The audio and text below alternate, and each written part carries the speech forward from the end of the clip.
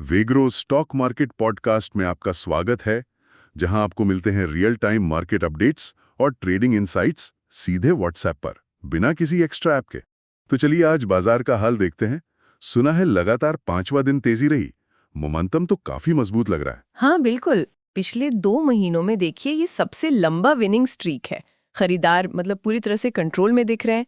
और जो सबसे अहम बात है, निफ्टी ने आज 24 जुलाई के बाद पहली बार 25,000 का वो साइकोलॉजिकल लेवल पार किया और उसके ऊपर बंद हुआ। अच्छा, 25,000 के ऊपर क्लोजिंग, ये तो बड़ा ब्रेकआउट है। जी हाँ, ये एक बहुत इंपॉर्टेंट लेवल है। बाजार के सेंटिमेंट के लिए काफ़ी अच्छा है। निफ्टी करीब 70 पॉइंट्स बढ़कर 25,050.55 पर क्लोज हुआ और सेंसेक्स में भी अच्छी बढ़त रही। वो भी करीब 213 पॉइंट्स ऊपर चढ़कर 81,857.18 पर बंद हुआ।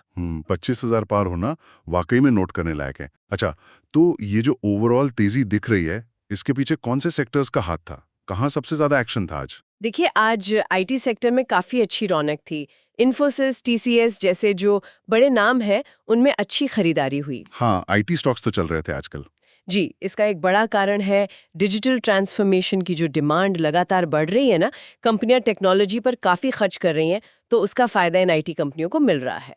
इसके साथ ही एफएमसीजी स्टॉक्स भी मजबूत थे। डोमेस्टिक डिमांड अच्छी बनी हुई है, उससे इनको सपोर्ट मिला। और रियलिटी सेक्टर में भी तेज़ी थी। वहाँ एक्चुअली उम्मीद है कि आने वाली तिमाही नतीजे अच्छे रहेंगे। ओके, तो आईटी, एफएमसीजी, रियल्टी, ये तो स्टार परफॉर्मर्स रहे, लेकिन क्या बाजार में सब कुछ हारा ही था? कुछ सेक्टर्स दबाव में भी थे क्या? हाँ हाँ बिल्कुल। कुछ सेक्टर्स पीछे रह गए, जैसे मीडिया इंडेक्स, फार्मा और प्राइवेट बैंक्स के इंडेक्स, ये आज लाल निशान में बंद हुए। बैंक निफ्टी भी ओवरऑल थोड़ा कमजोर ही दिखा। हालांकि 55,550 के आसपास उसने एक सपोर्ट लेने की कोशिश की। ये लेवल पिछले कुछ सेशंस में भी अहम रहा है, तो इस पर आगे नजर रखनी होगी। समझ गया। तो ये तो हुई सेक्टर्स की बात। अब अगर स्टॉक्स पर आए, तो आज कौन से खास स्टॉक्स थे जिन्होंने सबका ध्यान खींचा? मतलब गेनर्स और लूजर्स कौन थे? बढ़ने वाले शेयरों में जैसा मैंने कहा, आईटी के दिग्गज इन्फोसिस लगभग 3.5% और टीसीएस करीब 2.6% ऊपर थे। ये सबसे आगे रहे। फिर एफएमसीजी से एचयूएल और नेस्ले और पावर सेक्टर से एनटीपीसी भी टॉप गेनर्स में शामिल थे। और एक और स्टॉक जो आज खूब चला, वो था ओला इलेक्ट्रिक। उसमें करीब 14% का जबरदस्त उछाल आया। अरे वाह, 14%! ओला इलेक्ट्रिक वालों के लिए तो बहुत अच्छा दिन रहा। जी, इनके अलावा Indian hotels, Phoenix mills, Suzlon, SJVN और मैम्फसिस जैसे स्टॉक्स में भी अच्छी हलचल रही। अच्छा, और दूसरी तरफ गिरने वाले शेयरों में कौन थे? कहाँ दबाव देखा? गिरने वालों में finance space Shri Shriram finance और बजाज फाइनेंस, इनमें थोड़ी बिकवाली ज्यादा रही। इनके साथ BEL Bharat electronics, Tata Motors और इंडसइंड बैंक भी टॉप लूजर्स में थे। और कुछ और नाम जैसे पीएफसी, वेदांता, डिवीज लैब्स और वो गेमिंग स्टॉक नज़ारा टेक, इनमें भी कमजोरी दिखी। नज़ारा टेक का नाम आपने लिया, तो ये तो स्टॉक्स की कहानी हुई। अब जरा खबरों पर आते हैं। आज ऐसी कौन सी बड़ी खबरें थीं जिनका सीधा असर बाजार पर पड़ा? नज़ारा का जिक्र हुआ, वहां क्या हुआ था? हाँ देखिए, सबसे बड़ी खबर शायद ऑनलाइन गेमिंग बिल वाली थी। खबरें आईं कि कैबिनेट ने इसे मंजूरी दे दी है। अब इस बिल से क्या होगा, शायद ऑनलाइन गेमिंग पर नए टैक्स लगे या कुछ नियम आए तो कंपनियों के मुनाफे पर असर पड़ सकता है।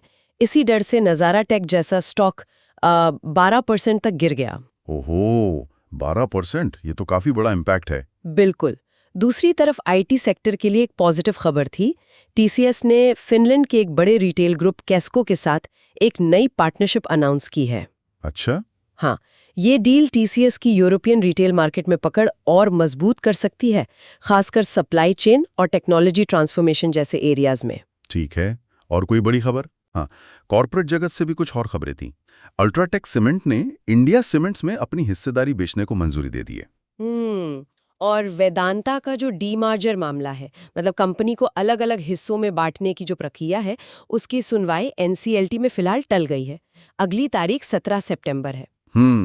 और एक बहुत बड़ी खबर डिफेंस सेक्टर से आई। सरकार ने एचएएल यानी हिंदुस्तान एरोनॉटिक्स लिमिटेड के लिए 62,000 करोड़ रुपए के तेजस फाइटर जेट्स के ऑर्डर को हरी झंडी दे दी। वाह, 62,000 करोड़! जी, ये बहुत बड़ा ऑर्डर है और इस खबर से एचएएल की स्टॉक में काफी अच्छा उछाल भी देखने को मिला। अच्छा, और रुपए का क्या हाल रहा? करेंसी मार्केट में देखें तो डॉलर की डिमांड थोड़ी बढ़ी हुई लग रही है। उसके कारण रुपया थोड़ा कमजोर हुआ और 87.07 प्रति डॉलर पर आ गया। काफी सारी डेवलपमेंट्स थी आज। इन सबको देखते हुए अब आगे के लिए क्या लग रहा है? बाजार की चाल कैसी रह सकती है? एक्सपर्ट्स क्या कह रहे हैं? एक्सपर्ट्स का मानना है कि निफ्टी के लिए अब 24,800 से 24,850 का जो जोन है वो एक मजबूत सपोर्ट का काम कर सकता है। और अगर निफ्टी ये तेजी बनाए रखता है और 25,150 से 25,000